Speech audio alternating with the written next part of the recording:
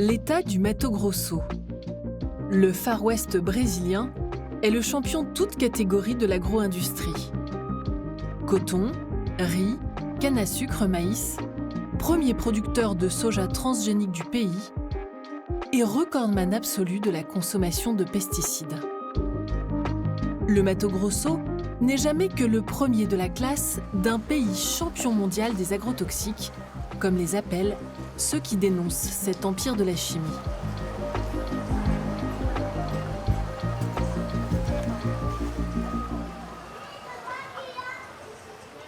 Quando a gente vê assim à primeira vista, né, claro que a gente tem vontade, né, de nadar e tudo mais, né, mas sabendo dos resultados das pesquisas, assim, eu particularmente não viria, né, apesar de adorar.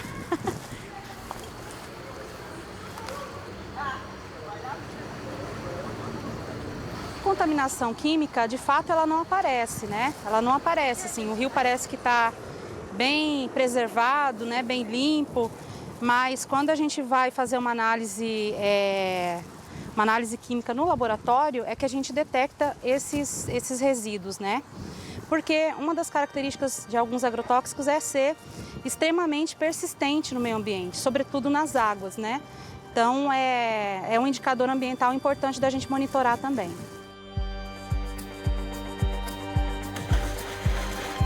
Avec 3669 pesticides autorisés, le Brésil est un véritable Eldorado pour les multinationales, principalement européennes.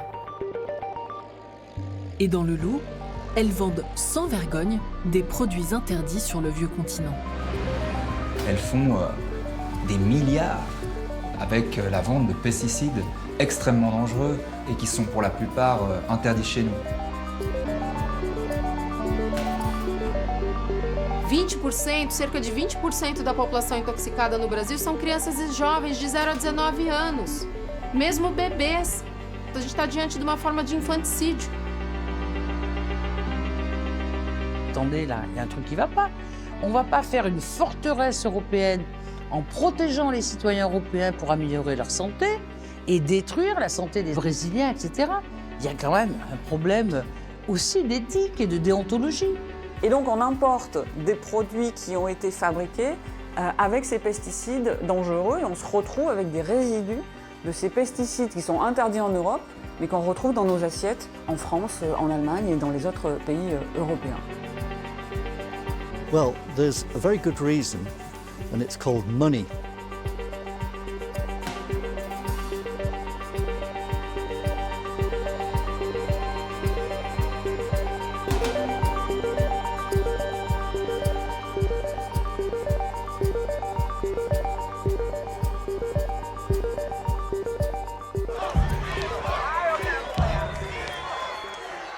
En octobre 2018, Jair Bolsonaro est élu président de la République fédérative du Brésil. Avec cet ancien parachutiste à la tête du pays, c'est l'assurance pour l'industrie agroalimentaire d'avoir les mains libres. À peine élu, il prête allégeance au patron de l'agrobusiness, réunis pour fêter sa victoire. E eu digo a vocês, eu sou o empregado de vocês. Vocês são os nossos patrões. A vocês nós devemos a lealdade absoluta. Por vocês nós lutamos. Pour favoriser l'extension des surfaces cultivables, la déforestation de l'Amazonie reprend sa course folle. En 2019, plus de 900 000 hectares de forêt partent en fumée.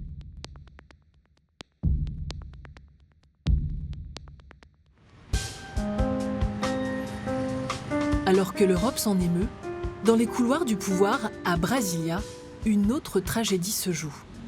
Hoje a gente vive uma liberação recorde de novos produtos agrotóxicos no Brasil.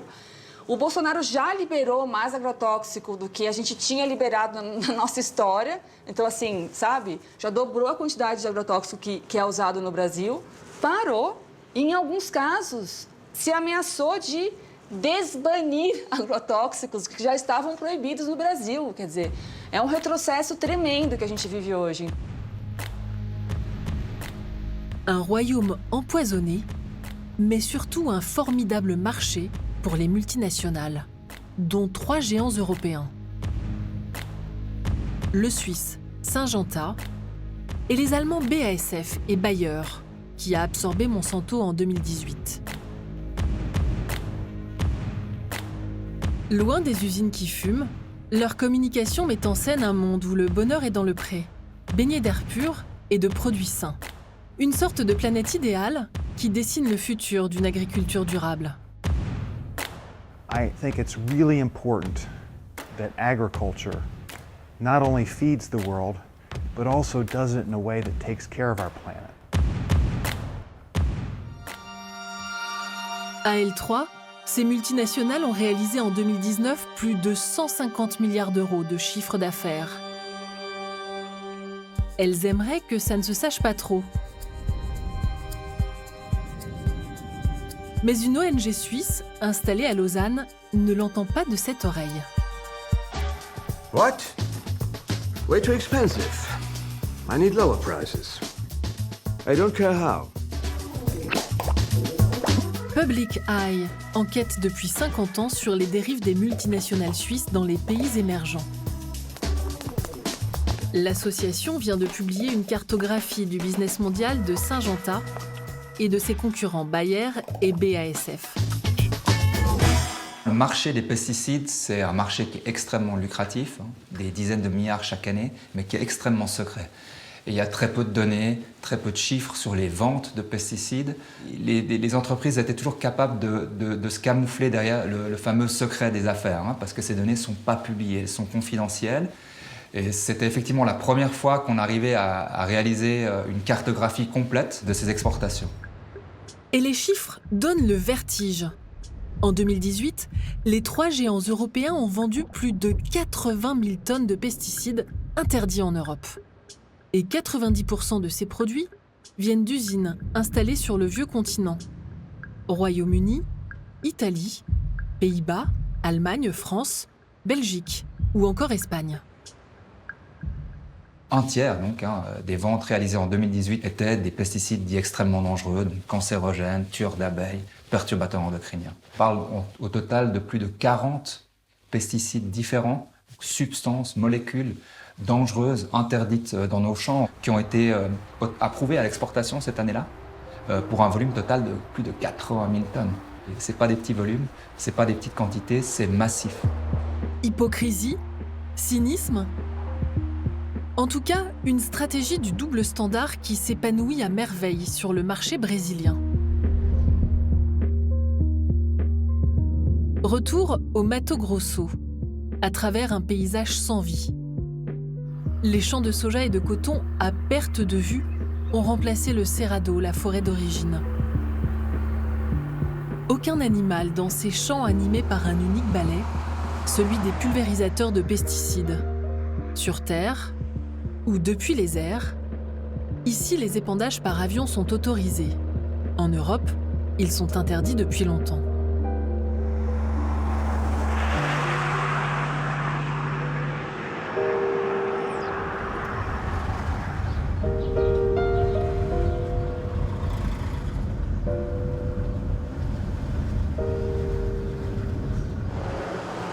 Sapezal est sorti de terre il y a 30 ans, grâce au boom des cultures du soja, du maïs et du coton. La ville vibre au rythme incessant des camions chargés de denrées agricoles. Les plus grosses entreprises agrochimiques du Brésil y ont établi d'énormes entrepôts. C'est aussi la ville qui utilise le plus de pesticides dans tout le Mato Grosso. On la surnomme parfois la capitale de la dépression, du fait d'un taux de suicide anormalement élevé. La professeure Marcia Montanari a rendez-vous au collège du nom d'André Antonio Maggi, l'un des magnats du soja au Brésil. C'est lui qui a financé la construction de l'école. Le personnel connaît bien Marcia. Elle analyse l'eau du robinet depuis 6 ans déjà. Une eau que plus de 1000 écoliers boivent chaque jour. La législation brésilienne autorise déjà 27 pesticides dans l'eau. Mais Marcia Montanari en a débusqué d'autres.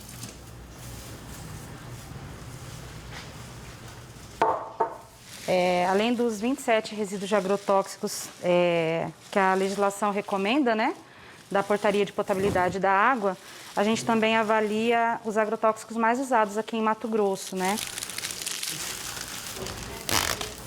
Então, a gente detectou, da total de poços que nós acompanhamos, né, no município de Sapezal, metade deles, 50% dos poços artesianos das escolas que nós monitoramos, apresentaram resíduo de agrotóxico, né?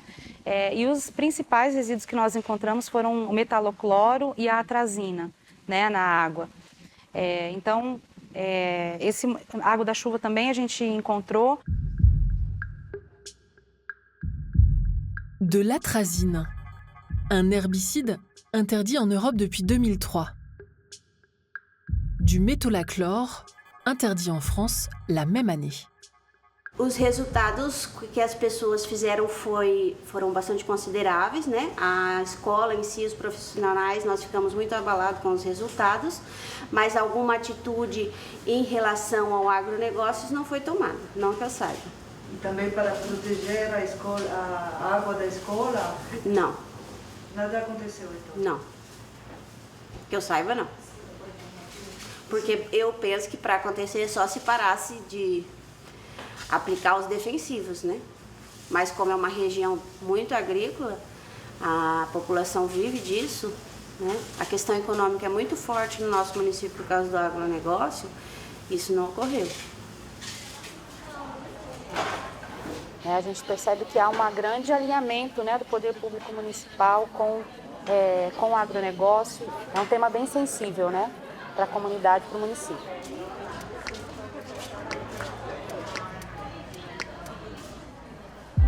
À Sapezal, nous avons cherché à rencontrer les producteurs qui font tourner l'économie de la ville et utilisent ces pesticides. Nous avons adressé des demandes aux multinationales dont les entrepôts quadrillent la cité. Toutes ont refusé nos demandes d'interview. Nous tentons notre chance auprès de Scariot, une entreprise familiale fondée en 2008. L'un des dirigeants, Claudio Scariot, est aussi maire adjoint de la ville. D'abord méfiant, il finit par accepter de nous faire visiter l'entreprise, attachée selon lui à l'écologie et respectueuse des règlements. Então a gente faz toda uma parte, processo para cada vez mais a gente conservar o meio ambiente. Os nossos rios aqui, as águas, você enxerga 10 metros de fundura. Por quê? Porque não se deixa fazer lavoura na beira dos rios. Tem as APPs, que são áreas de proteção permanentes. Nós, produtores, tem que ter consciência que isso jamais deve ser derrubado na beira dos rios. Por isso que as nossas águas são limpas. Esse aqui. Ici, on alterne la production de maïs et de soja. Não sei se você vai conseguir filmar aqui dentro. Dans les silos, les derniers quintaux attendent d'être vendus. Pour cette production, Claudio Scariot utilise tous les produits chimiques proposés par l'industrie. Nós temos que começar aqui embaixo. Os senhores, vocês usam atrazina para o milho, não? Como? Atrazina. Atrazina? Sim, usa. Porque o soja, na época do milho, nós temos o vazio sanitário. É produto necessário? É necessário. Até que a atrazina nós usava muito mais antigamente. Hoje nós estamos usando menos. Por quê? Aí você faz glifosato com atrazina, nós usava uma quantidade. Hoje nós estamos usando a metade. E ela está fazendo o mesmo efeito. Nós vamos ter problemas para o próximo ano, talvez, do glifosato, que não vai ter mais. Uma deficiência grande de produtos. Pour remplacer le glyphosate, l'agro-industriel pense utiliser un herbicide équivalent, le paraquat. Mais ce produit est loin d'être idéal. Nós até agora usamos praticamente nada ainda. Nós, a partir do ano que vem, se faltar o glifosato, vai ter que usar no lugar do glifosato. O paraquat, ele é muito volátil nas aplicações. E se você está usando aqui, se você não tiver vento certo, o clima certo, tudo, você pode matar uma lavoura do vizinho. Foi proibido o uso Foi proibido. do paraquat. E a minha pergunta era se é um problema para vocês. Mas está tudo em evolução. Até ontem estavam comentando sobre esse assunto de paraquat ou não. E aí eu não peguei bem o que eles estavam comentando, se vai ser proibido, mas no momento que faltar o glifosato, o que nós vamos usar? Provavelmente o mercado entendendo que essa proibição seria inevitável. Então o Brasil agora tem um estoque enorme dessa substância e a gente tem uma dificuldade adicional que vai ser agora proibir a venda desses estoques. Então o que fazer com essa substância? Pour l'instant, on continue à les utiliser sans se poser de questions. Et au royaume du soja et des pesticides, on s'arrange, y compris avec les réglementations. Sur le bord de la route, un pulvérisateur épand des produits chimiques. Il est hors la loi, car il ne respecte pas les distances légales de sécurité. Nós estamos aqui a menos de 50 metros, né? Não é permitido que seja nem plantado tão próximo da rodovia, muito menos pulverizado, né? É realmente uma situação bastante perigosa, né? Do ponto de vista sanitário.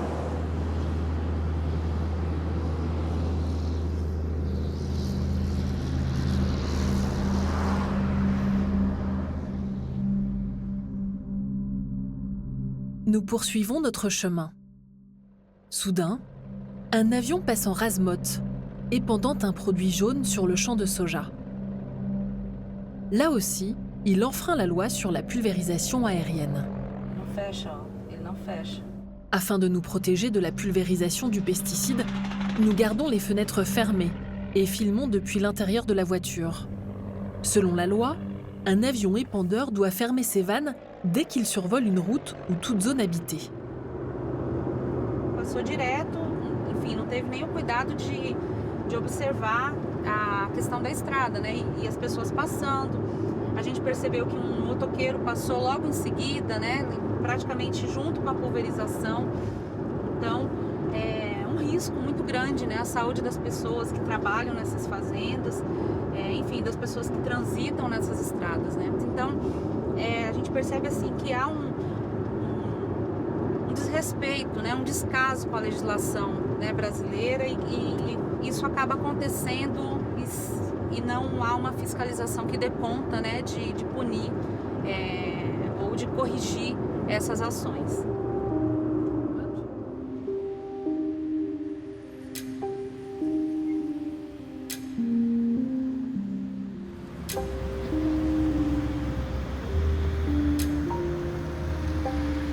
À Sapezal, nos questions sur les pesticides semblent avoir déplu à Claudio Scariote. Eu já até arrependi de ter feito a matéria, um pouquinho da matéria com vocês. O que podemos fazer? Eu fiz um paliativo para vocês hoje de manhã, não me comprometi com nada, só como funciona a empresa e tal.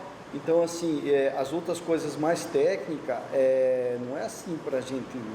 A gente tinha uma pergunta para fazer. Você falou da água, você conhece alguns estudos que foram feitos sobre a qualidade da água aqui?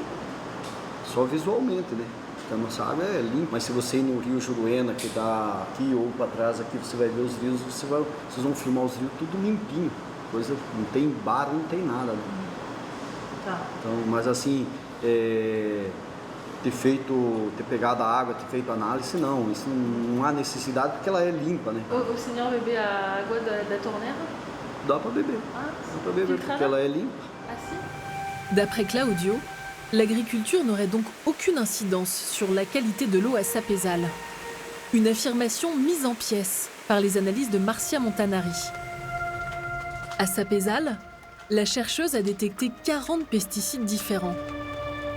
Ils sont présents dans 56% des prélèvements d'eau de pluie et 83% des échantillons d'eau du robinet.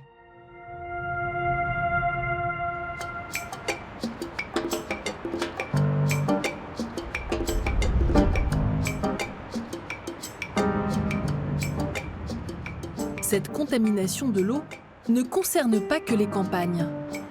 São Paulo aussi est atteinte. La mégapole compte 27 millions d'habitants, plus d'un dixième de la population brésilienne.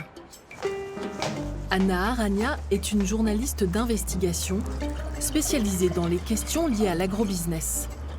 Laurent Gabriel de Public Eye lui a proposé de mener une enquête sur l'eau des villes au Brésil. Começou assim, eles me ligaram, a gente começou a conversar, estamos fazendo uma cobertura sobre agrotóxicos, eles me perguntaram, você bebe água da torneira da sua casa? E eu fiquei um pouco constrangida com essa pergunta, porque por que eu não deveria beber água, né? Eu estou fazendo essa pergunta porque estamos vendo que tem agrotóxico na água. Eu estava grávida e eu fiquei super assustada. Na hora eu parei de beber água de filtro, comecei a comprar água de garrafa e falei, não, vamos se associar e vamos começar a pesquisar essa história para ver o tamanho desse buraco. À partir de données publiques, Ana Aranha a établi une carte de la contamination de l'eau des plus grandes villes du Brésil, à commencer par l'état de São Paulo et sa capitale.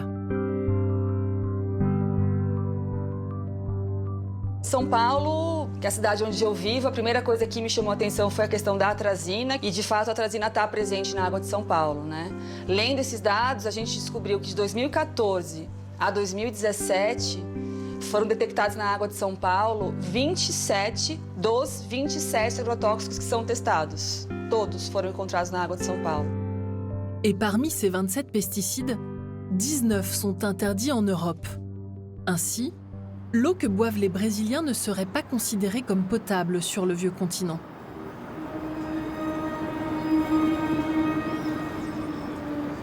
En 2018, Ana Aranha publie son enquête. D'après elle, dans la moitié des villes du Brésil, l'eau que boivent les citadins est contaminée.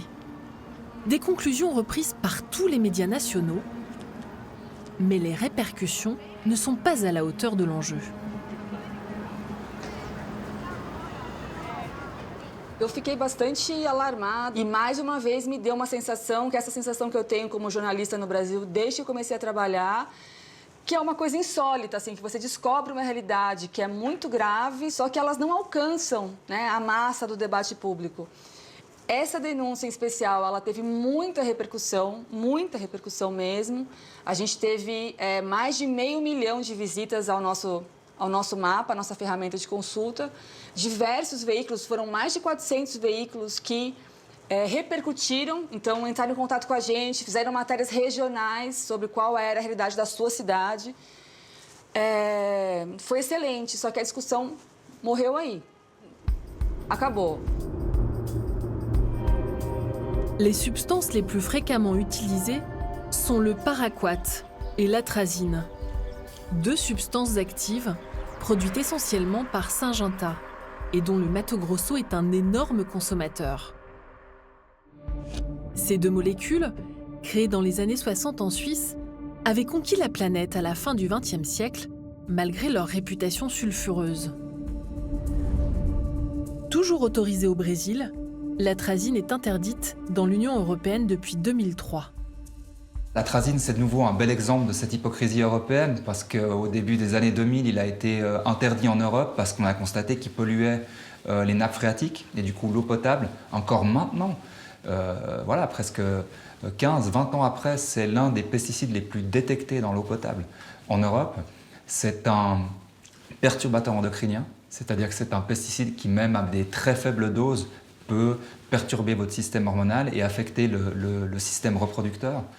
Tous ces pesticides interdits concernés par notre enquête, ce sont toutes des substances qui ont été utilisées en Europe, mais retirées du marché, car les autorités européennes ont conclu que les dangers et les risques posés par ces substances étaient trop élevés.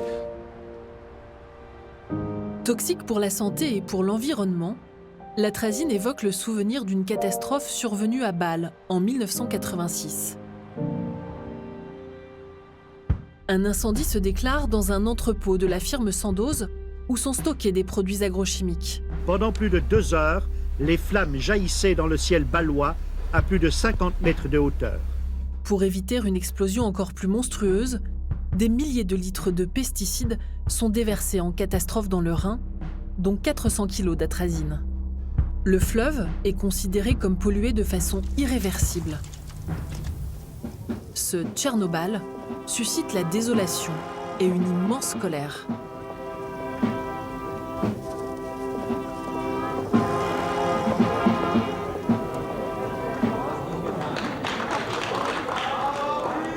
Warum verteidigen Sie sich immer noch?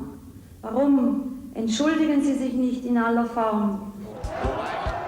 Sous la pression citoyenne, Sandoz, qui deviendra Novartis puis Syngenta, doit délocaliser sa production aux États-Unis. Ce qui ne l'empêchera pas de vendre de l'atrazine en Europe pendant 16 ans encore.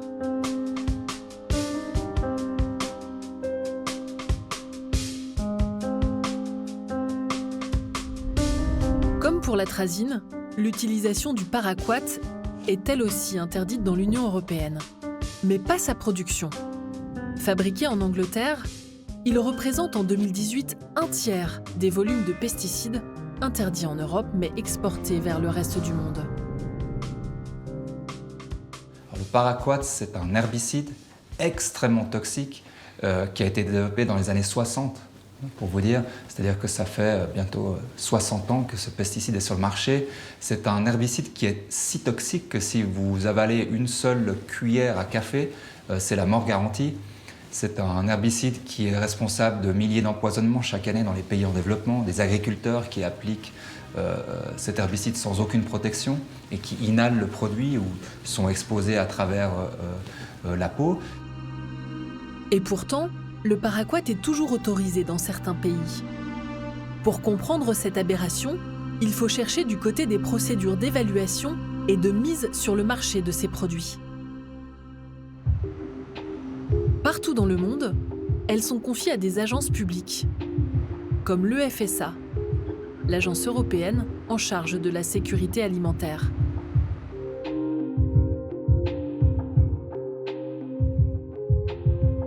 En Europe, on a encore des agences de régulation qui sont relativement bien dotées en experts et en ressources pour au moins relire ces dossiers. Et on peut s'imaginer ce que ça donne dans des pays qui n'ont pas les moyens de procéder à leur propre évaluation des risques. Et en général, dans les pays en développement, on a en moyenne à peu près 3 personnes, entre 0 et 3 personnes, parce que dans certains pays, il n'y en a pas.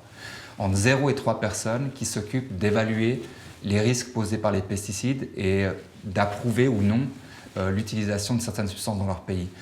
Dans l'Union européenne ou aux États-Unis, on parle d'entre 100 et 300 personnes qui font ce travail. Et même quand on a 100 ou 300 personnes, on a des sérieuses questions qui se posent parce que les données sont fournies par l'industrie. Les fabricants de pesticides sont en quelque sorte juges et parties. Ce sont eux en effet qui réalisent et fournissent aux agences d'évaluation les études sur la dangerosité éventuelle de leurs pesticides. Rien d'inquiétant à cela pour Géraldine Cutasse, dirigeante du syndicat européen des industriels de l'agrochimie. Bien sûr, les données sont fournies par les industries parce que c'est une demande de la régulation. Nous devons présenter ces études scientifiques aux agences d'évaluation et on parle de milliers de pages par dossier. Donc, bien sûr, nous fournissons ces données. Maintenant, je ne crois pas qu'il y ait un déficit de capacité d'analyse de la part des autorités d'évaluation. C'est vraiment l'un de leurs arguments pour défendre leur métier, c'est-à-dire qu'ils disent mais les pesticides, c'est l'un des secteurs les plus régulés au monde, il n'y a aucun problème. Circuler, rien à voir. Et c'est là qu'il y a un gros mensonge là derrière, c'est qu'en fait tout ce système d'évaluation des risques des pesticides, il est basé sur des études qui sont réalisées par l'industrie elle-même sur ses propres produits et qui sont confidentielles. C'est-à-dire que vous, moi, un universitaire, un chercheur ne peut pas aller vérifier si ce qui est présenté au régulateur tient debout. Et à chaque fois que ces études ont pu être rendues publiques d'une manière ou d'une autre, suite à une décision de la justice ou suite à des enquêtes en cours de la part des régulateurs ou des tribunaux américains notamment, à chaque fois, on a constaté des irrégularités et des fraudes.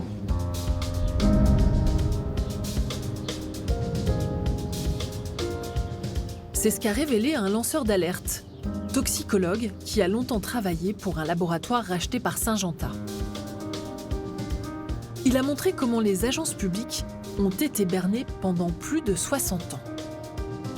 John Eilings a prouvé que la société ICI, devenue Zeneca puis Syngenta, avait falsifié des données sur son herbicide vedette, le paraquat. Eilings est recruté en 1986. Sa mission, rendre le paraquat moins dangereux, en évitant les morts par ingestion. Paraquat actually is probably the most deadly pesticide which has ever been made. You know, and there are some nasty pesticides out there. Paraquat is absorbed from the gut very quickly. You know, after drinking, within 1 hour, you have the highest blood level. So we then thought, if you can remove the paraquat from the stomach, this would be a good approach. So I already knew that there was an emetic agent in the formulation. So I thought, well, there's already emetic in there. Why doesn't the emetic remove the gel in the stomach? You know, is there something wrong with the dose of the emetic or the concentration? John Eilings remonte alors aux premières études en 1977. Elles indiquent que même à haute dose, le vomitif n'agit qu'au bout de 2 heures. Trop tard, car il suffit d'1 heure pour mourir d'une ingestion de paraquat. Mais dans le rapport officiel, Syngenta semble avoir falsifié les données.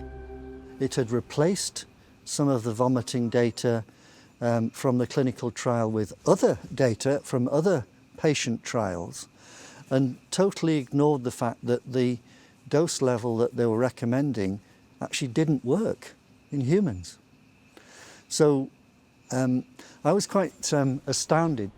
Mais quand John Eilings alerte sa hiérarchie, they said to me that this would be very, very damaging for the reputation of not just the Central Toxicology Laboratory, but the company as a whole. And because I had discovered a new formulation with a high emetic, maybe this would solve it. 9 ans plus tard, c'est la désillusion. John Eilings a beau avoir trouvé une formule plus efficace, l'entreprise n'en tient pas compte. En 1995, comme le veut la loi, le paraquat doit être soumis à une nouvelle évaluation par l'Union européenne et le toxicologue vérifie alors le dossier rempli par le fabricant.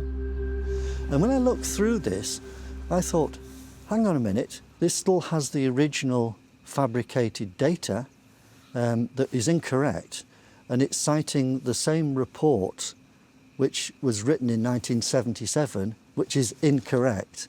So I gave a detailed, probably 2 or 3 page response to agrochemicals saying, you cannot use this.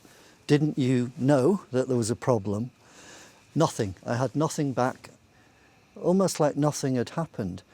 But in the EU, in 1995, they used the false data for re-registration and kept it on the market for another 10 years, with hundreds of people poisoned across Europe before they banned it.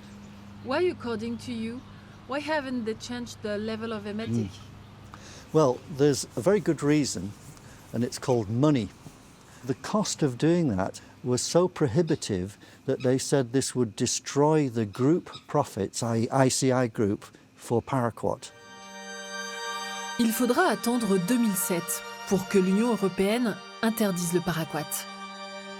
Le Brésil vient seulement de l'interdire, mais il est toujours vendu aux États-Unis, en Inde ou en Afrique du Sud. Un professeur de toxicologie clinique à l'Université d'Édimbourg estime qu'il a fait près de 10 000 morts. L'agence européenne chargée d'évaluer les pesticides, le FSA, a refusé toute interview. Quant à Syngenta, nous avons dû nous satisfaire de films institutionnels glanés sur Internet. We realize that we, Syngenta, have to listen to farmers, NGOs, and to government regulators in an open conversation about what really is sustainable agriculture to make the right things happen. We're going to take that listening and turn it into commitments and continue to help make the world a better place for our children, our grandchildren, and countless generations to come.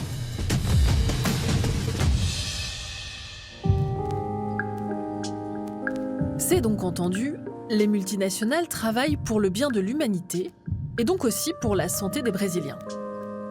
Journalistes et chercheurs ont beau démontrer le contraire, il leur est difficile de se faire entendre. Face à eux, il y a la puissance de persuasion et les moyens d'un énorme lobby qui sait faire vibrer les cordes sensibles.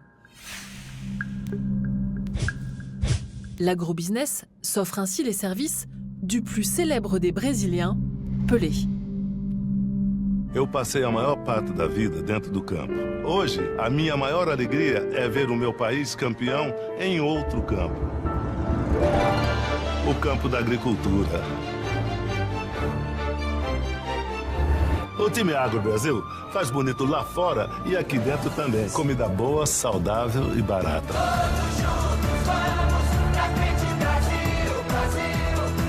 Time Agro Brasil, o campeão na produção e na preservação.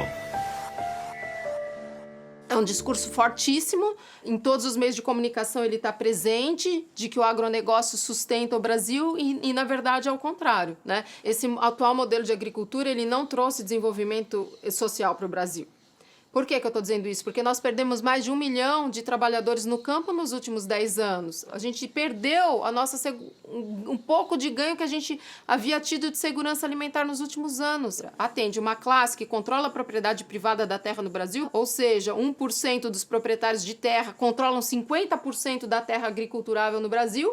Então, essa agricultura industrializada, ela atende ao interesse das transnacionais do setor químico e dessa pequena classe que controla a propriedade privada da terra no Brasil. Larissa Bombardi a réalisé un atlas de l'agriculture et des pesticides au Brésil à partir de données publiques, qui établissent sans équivoque les intérêts croisés des chimistes européens et des grands propriétaires agricoles brésiliens. Les premiers leur vendent pour 1,5 milliard de produits toxiques par an. Les seconds exportent pour 2,5 milliards de soja ou de jus de fruits vers l'Union européenne. Pour Larissa Bombardi, le but de ces échanges n'est plus de nourrir l'humanité, mais de vendre le plus de pesticides possible. Há uma inversão. Falar em agricultura hoje não é falar em produção de alimentos, virou outra coisa, virou produção de commodity, são coisas estranhas à própria alimentação. Eu entendo que não é a agricultura que depende da indústria química. A indústria química é que depende da agricultura para se viabilizar.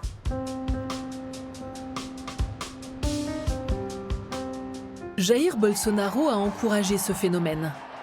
À peine élu en 2019, le nouveau président se rend au Parlement et nomme au poste de ministre de l'Agriculture une championne de l'agrobusiness, l'ancienne chef de file des députés qui en sont issus, Tereza Cristina. Primeiro, os parabenizo por ter indicado a senhora Tereza Cristina para ser a nossa ministra. Uma pessoa excepcional que tem demonstrado garra e competência para buscar soluções para o poder.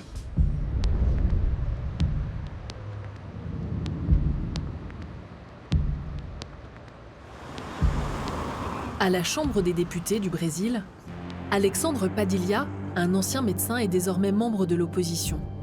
Il était ministre de la Santé sous la présidence de Lula. Só para entenderem quem é a figura da Tereza Cristina. Ela é alguém que é profundamente defensora. Inclusive, ela quis mudar o nome na legislação de que não se chamasse de agrotóxico, se chamasse de defensores agrícolas. Enfim, não é nada disso. Os defensivos ou os pesticidas, como você disse, podem, do que queiram ser chamados, o nome certo é defensivos agrícolas ou pesticidas, que é pesticides, que é usado no mundo todo, são produtos que são remédios. Sim, as palavras são importantíssimas, elas têm muita força. A palavra agrotóxico é uma palavra usada no Brasil. Ela foi criada no Brasil, ela tem muita força, porque ela em si já mostra que a substância é tóxica. E quando você usa pesticida ou fitossanitário, ainda pior, você diminui o impacto que essas palavras têm.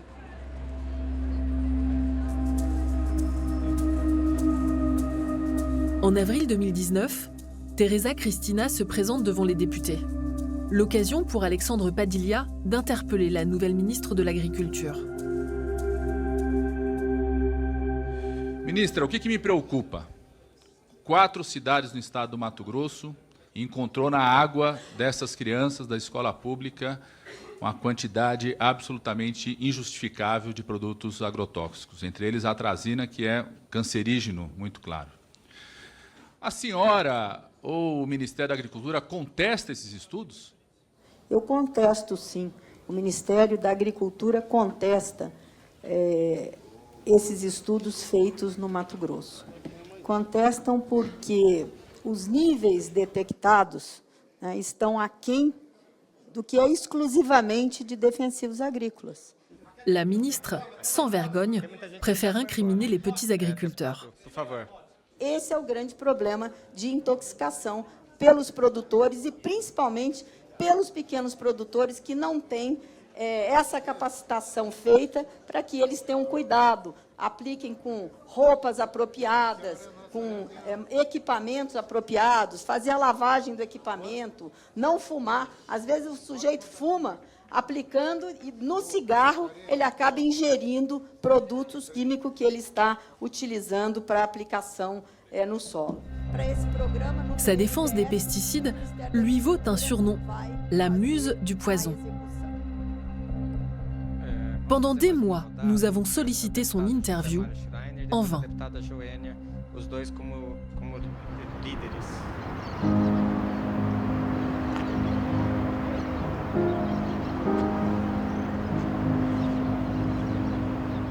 Si Teresa Cristina autorise à tour de bras les pesticides, c'est parce qu'elle a le soutien de 200 députés issus du monde agricole. Ce sont eux qui ont suggéré à Bolsonaro de nommer leur ancienne patronne.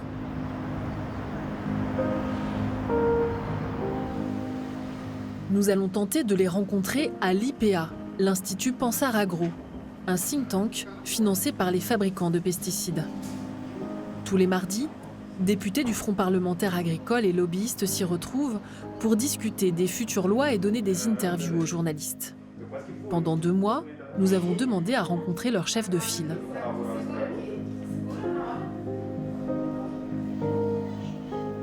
Jusqu'au dernier moment, les chargés de communication nous font lanterner, alors que les députés défilent devant les caméras des journalistes accrédités par l'IPA.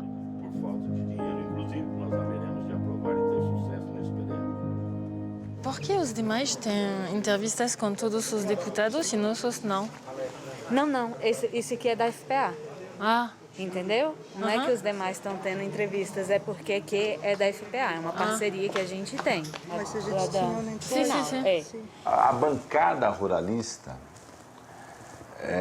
sem dúvida alguma, talvez o maior partido de direita do poder econômico no Brasil hoje. São famílias que, gerações, décadas atrás de décadas, comandavam o poder político no interior do país, tenta influenciar a pauta do país no Congresso, desde a liberação de agrotóxicos, retirada de regras ambientais, e eles dialogam com outras pautas para ganhar popularidade, se relacionam muito com as pautas conservadoras, anti-aborto, homofóbicas, misóginas, se associam muito à pauta da liberação de armas, a bancada do boi, da Bíblia e da bala, né?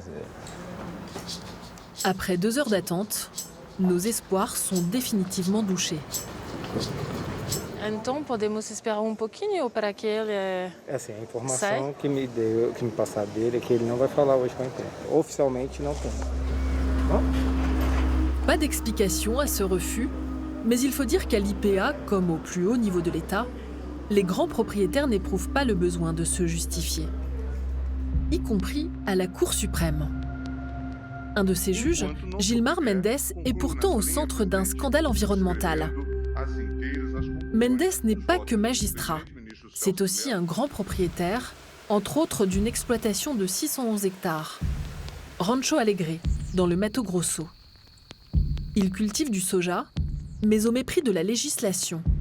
Il épand des pesticides à proximité des sources du fleuve Paraguay, qui sont en train de s'assécher. Cette zone est pourtant officiellement protégée.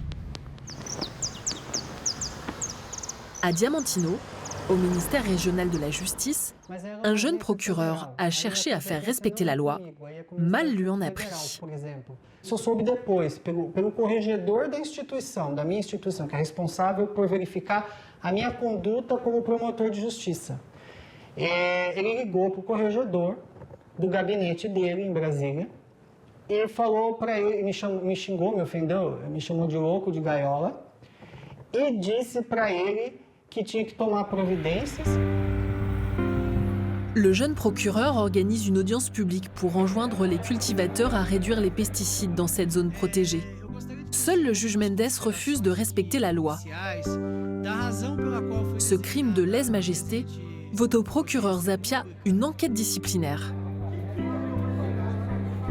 O que aconteceu foi, instaurou essa sindicância de que eu teria abusado dos meus poderes, de que eu tinha uma animosidade com o ministro e que por conta disso eu estava perseguindo. Eu fiz nas 19 ações. Nenhum dos proprietários fez representação ou formulou ou apontou qualquer irregularidade a título de punição disciplinar. É apenas o ministro, né? Então eu considero essa pena uma injustiça, porque está me punindo justamente por exercer meu dever, pelo aquilo que sou pago, em razão daquilo que sou remunerado, né? Il ne fait pas bon chercher des noiseaux puissants. Après une suspension de salaire de 45 jours, Daniel Zapia préfère demander sa mutation dans une autre juridiction. Le juge Mendes, lui, continue d'utiliser des agrotoxiques à proximité des sources du fleuve Paraguay, et en tant que juge à la Cour suprême, sa voix pèse dans la législation relative aux pesticides. Il n'a pas donné suite à notre demande d'interview.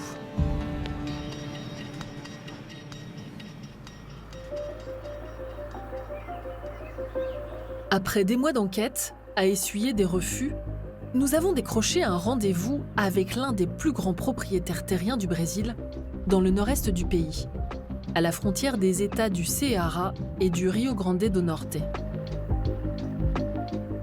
Des champs de melons à perte de vue, 30 000 hectares, l'équivalent d'un terrain de 17 km sur 17. Agricola Famosa est le plus grand producteur de melons et de pastèques du Brésil et l'un des principaux exportateurs au monde. 9 000 ouvriers y travaillent. Un petit empire dirigé par Luis Roberto. Vamos aqui para o escritório, por favor. Luis Roberto joue la transparence et organise une visite complète de l'exploitation. Première étape, l'usine, où chaque jour en saison, 1 million de melons arrivent directement des champs pour être préparés et emballés.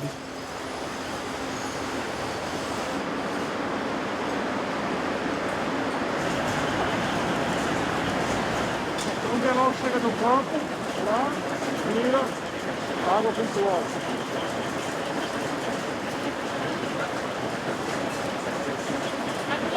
Cloro? Cloro.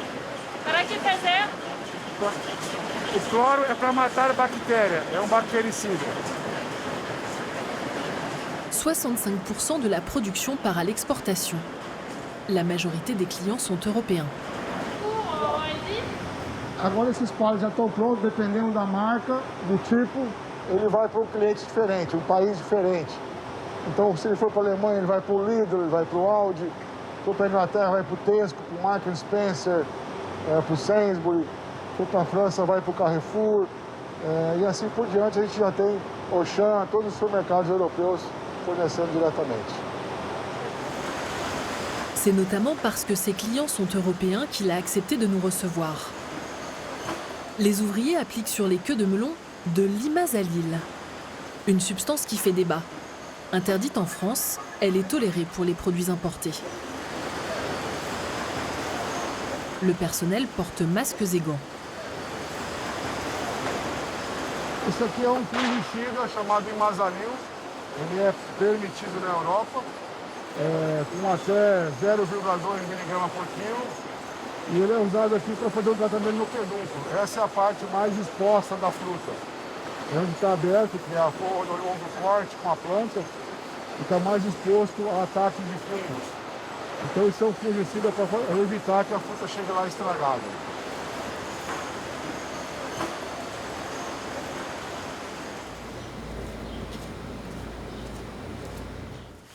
Alex Carlos est le responsable qualité d'Agricola Famosa.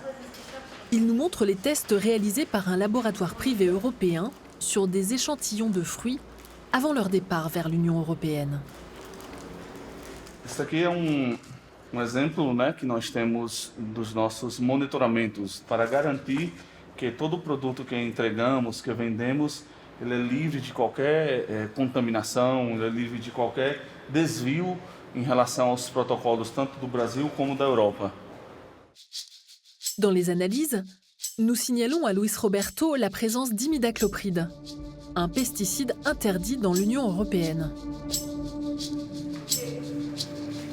Essa molécula de imidix. Como é que chama? Imidaclopride.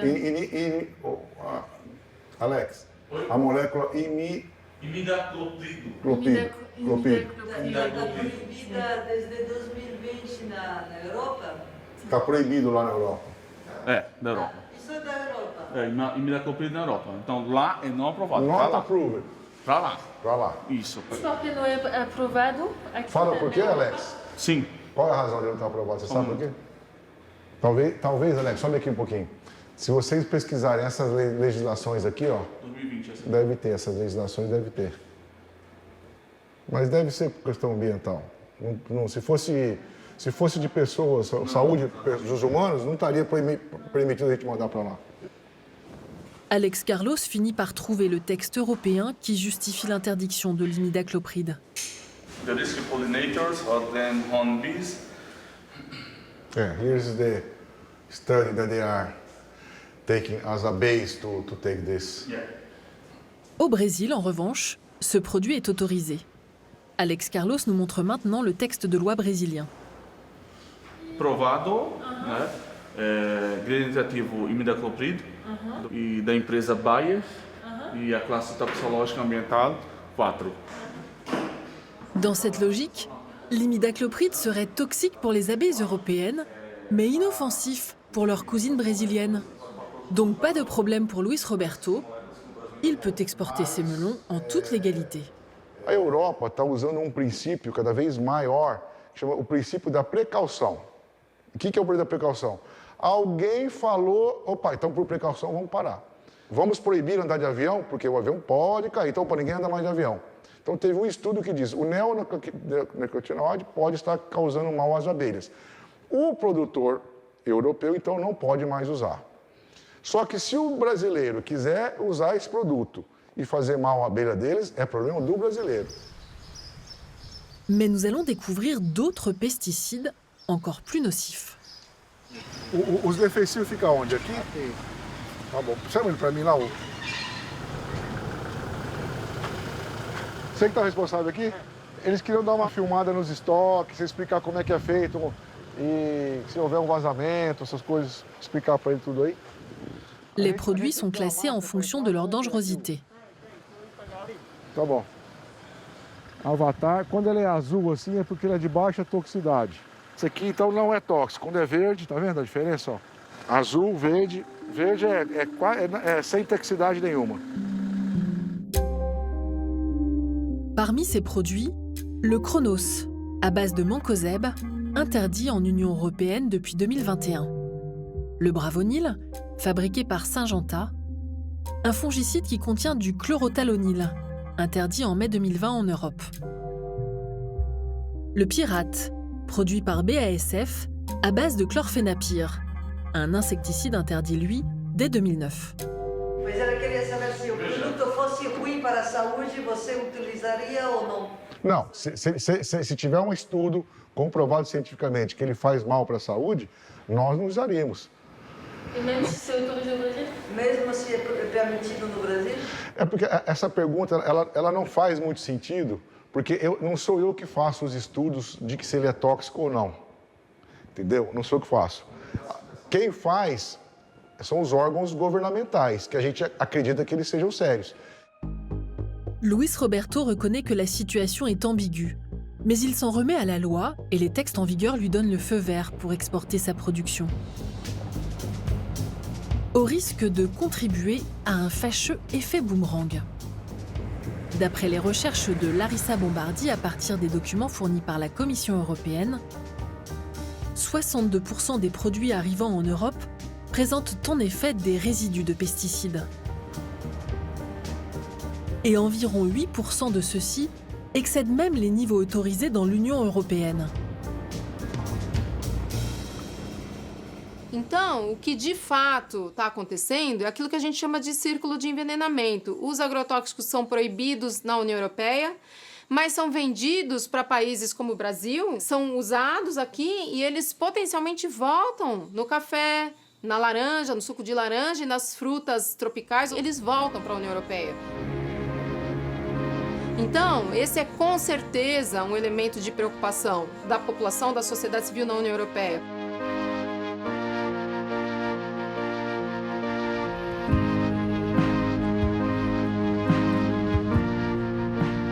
En Allemagne, l'association Greenpeace a mené l'enquête sur des cargaisons de fruits importés depuis le Brésil.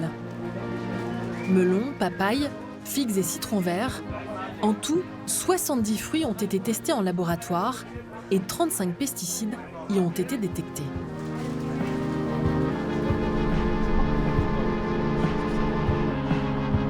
Was uns überrascht hat, ist, dass wir fast überall, in fast allen Proben, Pestizidrückstände nachweisen konnten.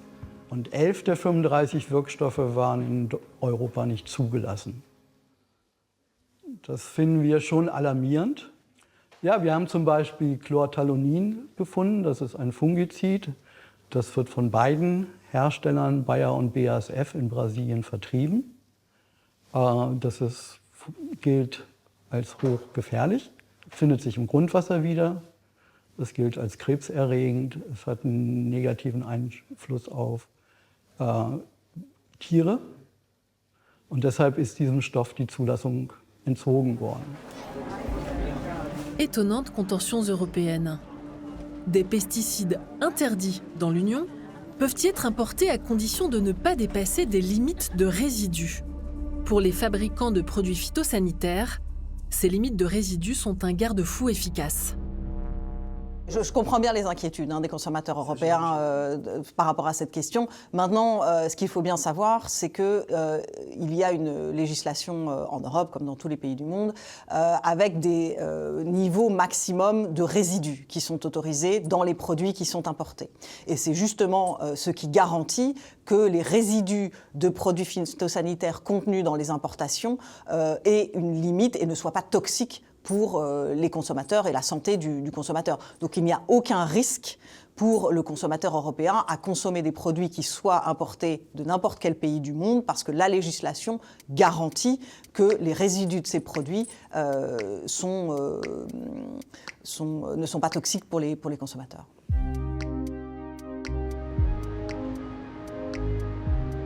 Le son de cloche est tout autre auprès de certains députés européens pour qui la seule notion de limite de résidus provoque la consternation. Qu'est-ce qu'ils font? Ils ont inventé maintenant les limites de résidus. Et ces limites de résidus sont autorisées, vous voyez, alors c'est 0,02 microgrammes par kilo, mais pourquoi il y a un seuil comme ça? Puisque normalement c'est interdit, ça devrait être 0. Alors, d'un côté, l'Europe, elle est fière de dire on a la législation la meilleure au monde, tous les produits très toxiques, on les interdit en Europe. Mais le fait d'exporter ces produits dans les produits tiers qui reviennent sous forme d'aliments, ils sont en train de contaminer aussi les citoyens européens. Donc ça fait un cercle de poison. D'autant que dans son étude sur les fruits importés, Greenpeace a relevé sur certains échantillons des dépassements de ces limites de résidus. Weil Höchstmengenüberschreitung heißt ja rechtlich gesehen, die Ware darf nicht verkauft werden. Das heißt nicht rechtlich gesehen, dass die Ware gefährlich ist, aber sie darf nicht in den Verkehr gebracht werden. Deshalb haben wir die betroffenen Händler angeschrieben und wir haben zusätzlich die Lebensmittelüberwachungsbehörden angeschrieben und gesagt, wir haben das und das gefunden. Bitte sorgen Sie dafür, dass das nicht sich wiederholt. Sur les 10 distributeurs dont les denrées ont été analysées, seuls 2 se sont manifestés auprès de Greenpeace. Quant aux autorités de régulation, elles n'ont même pas pris la peine de répondre. Elles n'ont pas forcément envie de reconnaître que les frontières sont de vraies passoires pour les pesticides. Les produits en transit sont rarement contrôlés, que ce soit au Brésil lorsque les bateaux quittent le port ou dans l'Union européenne quand ils arrivent à quai. Les douanes françaises n'ont jamais donné suite à notre demande de tournage. Le contrôle, il est extrêmement faible. Le seul point de contrôle, c'est au niveau de la législation sur les résidus de pesticides dans les aliments. Et déjà ça, c'est extrêmement faible parce qu'on sait qu'il y a beaucoup de pesticides qui sont utilisés, mais qu'on ne va pas forcément détecter en tant que résidus. Et puis ensuite, il n'y a qu'une partie des denrées importées qui sont contrôlées, toute une série des importations qui échappent à tout contrôle, et puis on s'en remet à l'autocontrôle de la part des importateurs. Pour les ONG à la pointe de ce combat, la législation néglige surtout un point essentiel, ce qu'elles ont appelé l'effet cocktail, produit par la combinaison de plusieurs pesticides dans un même fruit ou légume. Das ist beängstigend, wenn man sich diesen Pestizidmix anguckt. Also die Bewertungen sind ja rechtlich gesehen immer auf den einzelnen Stoff. Und wenn ich jetzt, wie wir in einer Probe 5 verschiedene Pestizide finden, ist die Frage, was heißt das? Und die große Frage ist, die Wirkungen, addieren die sich, multiplizieren die sich, heben die sich auf? Quand vous avez toutes ces substances chimiques-là, dont une partie sont en plus des perturbateurs endocriniens, ça fait un effet cocktail qui est très difficile à mesurer, voire impossible à mesurer, parce que le nombre de combinaisons est infini, et qui va avoir une incidence sur la santé. Alors, quand on identifie un risque, qu'est-ce qu'on doit faire en face? Eh bien, on doit le minimiser, le réduire. Donc, commencer par enlever, interdire les substances potentiellement dangereuses pour la santé.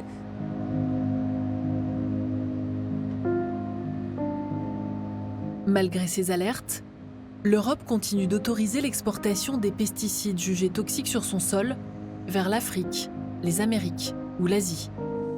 Une situation qui permet aux industriels de noyer leurs responsabilités. Les 3/4 de ces produits sont exportés vers des marchés qui ont des réglementations très strictes. Les États-Unis, le Japon, l'Australie, même le Brésil. Ce sont des systèmes réglementaires différents de l'Union européenne, mais il n'en reste pas moins très stricts. Il n'y a pas de bon ou de mauvais système, ils ont simplement des approches qui sont différentes. Ces réglementations suffisantes selon l'industrie chimique présentent pourtant de sérieuses lacunes.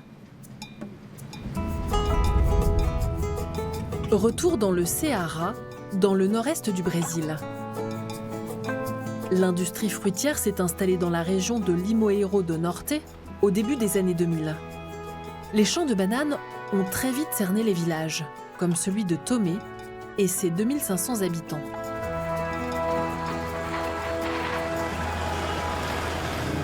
Mais le développement économique à marche forcée coûte cher à la population qui subit impuissante les pulvérisations aériennes de pesticides.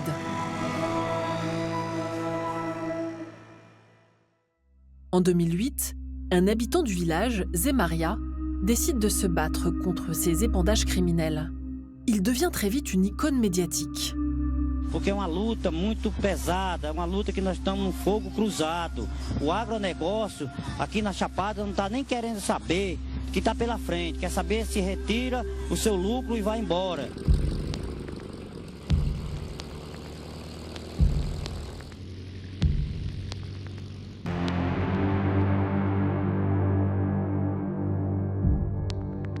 Os aviões, eles não podem expurgar a 200 metros da comunidade, mas aqui ele passava por cima da comunidade. E o pessoal achava lindo. Quando o avião passava, via aquela nevezinha branquinha, aí o pessoal saía para fora para ver o avião expurgando. Eu mesmo, no meu quintal, eu tinha 150 galinhas, num dia só morreu 80 galinhas. Quando o avião terminou de passar, as galinhas começaram a morrer. E então Zé Maria disse, mas daqui a 10 anos, talvez eu não esteja vivo, mas daqui a 10 anos vocês vão ver o pessoal adoecendo de câncer, o pessoal, as crianças nascendo com má formação, vocês vão ver o número de doenças terríveis que vai acontecer, porque até a impotência dos homens o agrotóxico causa, né? Zé Maria ne s'est malheureusement pas trompé. Son combat lui a coûté la vie. Il a été abattu au bord d'une route. Le tueur a été arrêté, mais le commanditaire présumé du meurtre, un grand propriétaire terrien, a été acquitté. Et conformément aux craintes de Zé Maria, de graves maladies sont apparues. Près de 40% de cancers en plus. C'est le terrifiant constat d'une étude scientifique menée dans la région. Ada Pontes est chercheuse à l'université du Ceará. Elle a, à sa manière, repris le flambeau de la lutte de Zé Maria. Principalmente após o assassinato do líder comunitário Zé Maria do Tomé, em 2010. As pessoas ficaram com muito medo de dar entrevistas. Então, a gente teve que ter muita tranquilidade, muita paciência e um diálogo intenso com os moradores e moradoras da comunidade.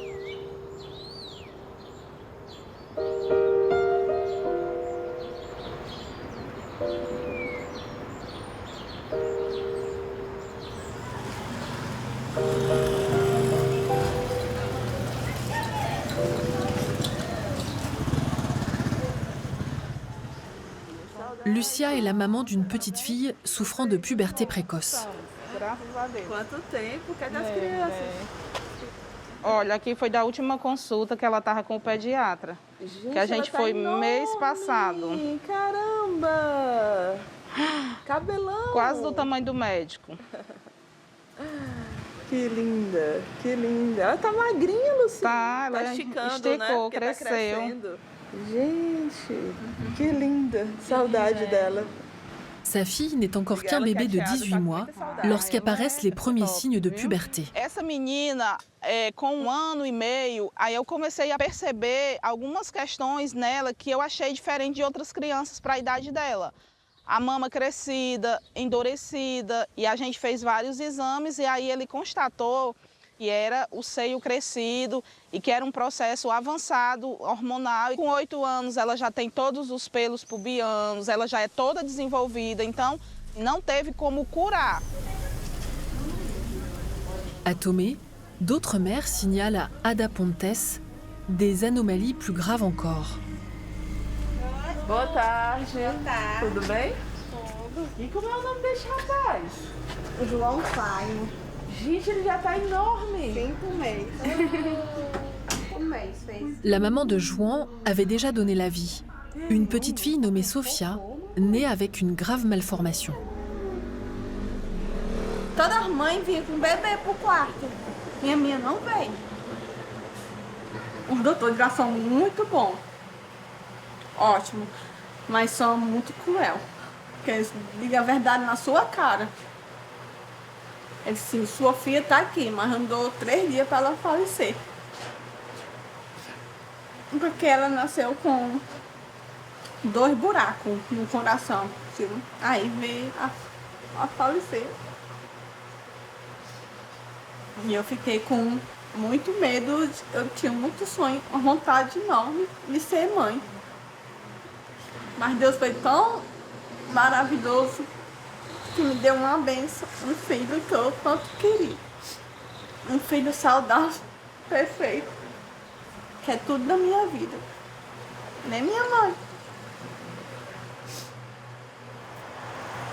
A filha da Jenny, ela tinha uma malformação cardíaca, uma malformação congênita cardíaca. Tem vários fatores que, sem dúvida, determinaram esse adoecimento, como fatores genéticos, fatores familiares, ambientais. E nos ambientais, a questão dos agrotóxicos é algo bem relevante.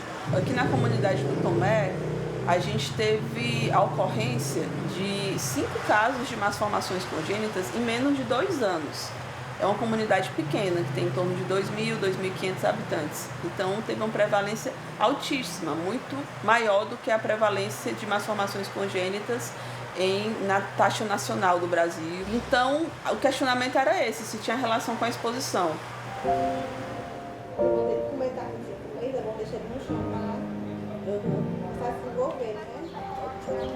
Ada Pontes a fait des recherches sur l'exposition de ces familles aux pesticides avant la naissance de leurs enfants. Les résultats sont édifiants. Lucia travaillait dans une école, entourée par des champs, aspergés de pesticides. A gente observava várias vezes quando o avião passava e jorrava nesse sítio que a gente dentro da escola a gente sentia aquele vapor, aquele cheiro ruim. As crianças na sala de aula reclamavam e diziam, ó tia.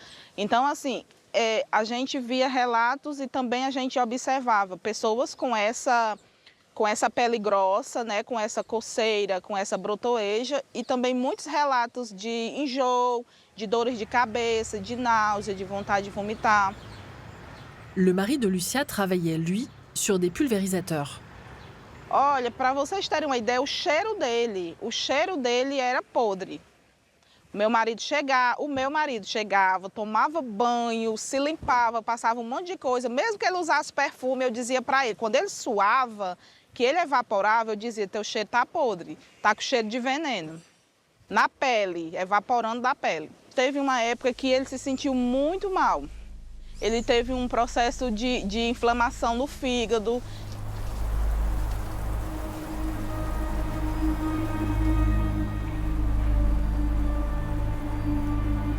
Dieni, la mère de la petite Sofia, morte peu après sa naissance, s'est retrouvée sous une pluie de pesticides au tout début de sa grossesse, lors du survol d'un épandage aérien.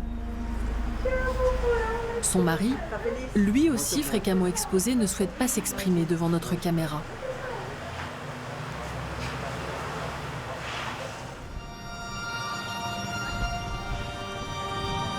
Les recherches d'Ada Pontes ne laissent aucun doute. Les pesticides sont bien la cause des tragédies vécues par ces familles. E nós encontramos na urina dessas crianças metabólitos de piretroides. E os piretroides é uma classe de agrotóxicos, não é? Existem pesquisas recentes que comprovam que uma exposição crônica a piretroide, mesmo que a baixas doses, pode ocasionar os problemas de saúde que a gente identificou aqui, como malformações congênitas e puberdade precoce. O meu sentimento, além da revolta, é tristeza, às vezes é raiva. Você fica imaginando como poderia ser diferente se isso não tivesse acontecido, se as pessoas não pensassem só no poder. Assim, são pessoas que não moram na comunidade, que não têm filhos nas escolas, que não têm parentes, que visam apenas o seu enriquecimento, que estão ali apenas para tirar o lucro e levar aquele lucro da nossa terra, sugar tudo que a gente tem e ir embora.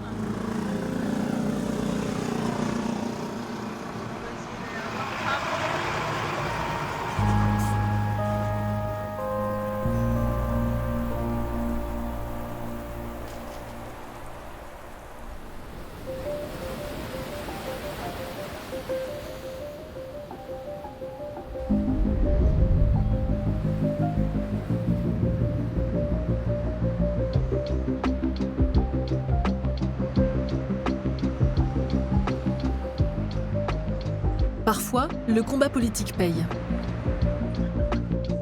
Renato Roseno, député du Ceará, a fait voter en 2018 une loi prohibant la pulvérisation par avion dans tout l'État.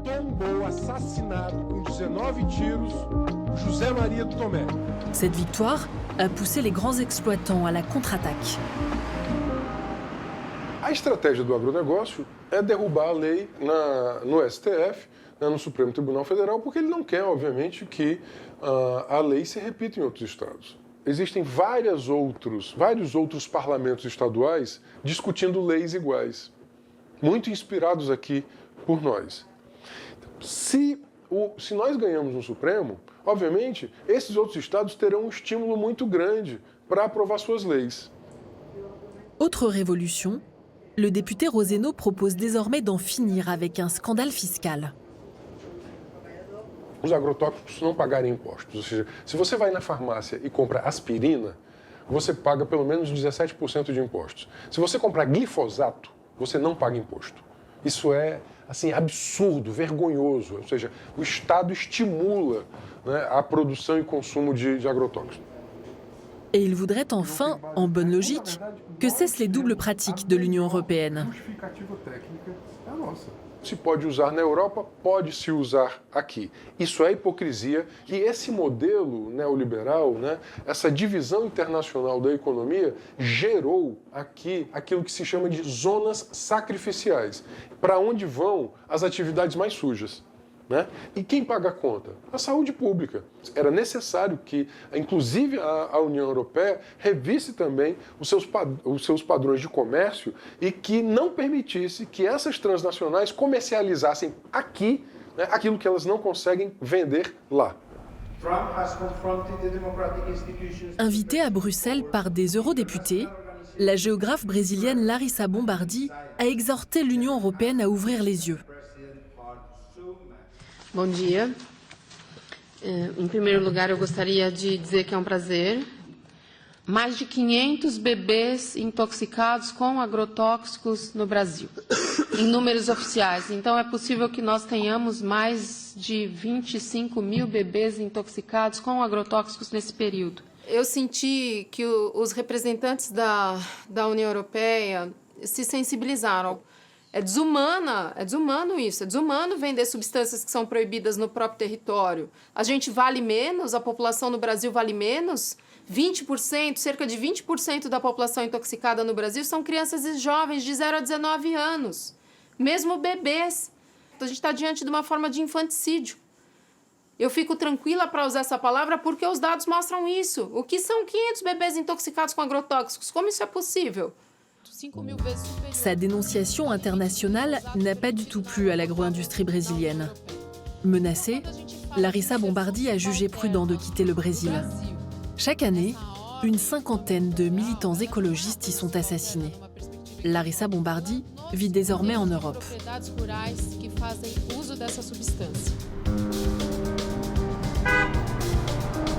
À Bruxelles, les députés ont envoyé un courrier à la Commission européenne pour mettre fin à ce cercle d'empoisonnement. Mais pour moi, l'industrie chimique à l'heure actuelle, pour moi, c'est des criminels. Il faut le combat des députés européens pour dire « Attendez, là, il y a un truc qui ne va pas ». Et là, on est en train de se bagarrer pour que ni la fabrication, ni le stockage, ni l'exportation puissent être possibles à partir du moment où on interdit des molécules dues à leur toxicité. La Commission a bien mis noir sur blanc qu'elle reconnaissait qu'il y avait quand même là un sujet, une aberration, et qu'elle allait le prendre en compte et y répondre et aller vers une interdiction de la production et l'exportation de ces substances dangereuses. On en est encore loin, mais l'Union européenne a le pouvoir de changer la donne. L'interdiction d'importer des denrées alimentaires produites avec des pesticides interdits, c'est un puissant facteur de changement sur place. C'est-à-dire que quand les exportations de café ou d'orange vers l'Europe sont bloquées à la frontière parce qu'elles contiennent des résidus de substances interdites en Europe, là, ça peut provoquer un réel changement sur place vers des méthodes plus douces et plus sûres de production.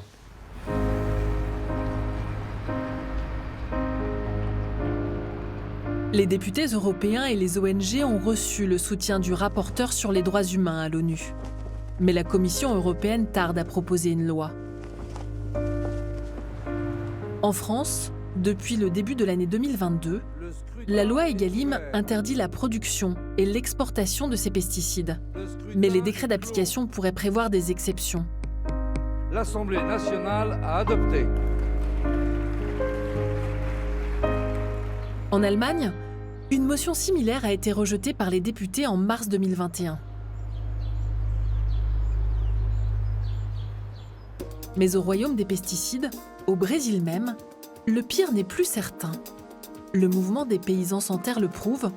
Ce regroupement de petits paysans indépendants de l'agro-industrie est devenu l'un des plus grands producteurs au monde de riz biologique, donc sans aucun produit chimique. Até 2001 eu trabalhava plantando inclusive fumo com a minha família e outros produtos convencionais. E aí uma coisa que eu sentia é que até aí eu tinha muitos problemas de saúde, mas eu acredito que foi a relação com o uso de agrotóxicos, de venenos que eu usava antes, que levou a eu ter uma vida mais saudável, né? Faz 18 anos que nós produzimos arroz orgânico certificado, esse processo. Começou com poucas famílias e cada ano vai se incorporando mais. Esse ano que eu fui, o ano passado um pouco, esse ano que eu fui mais diretamente, né? Buscar condições, buscar investimento, buscar parceria. O grupo gestor, com essas, que é em torno de mais de 200 famílias hoje envolvidas e produtoras de arroz, hein?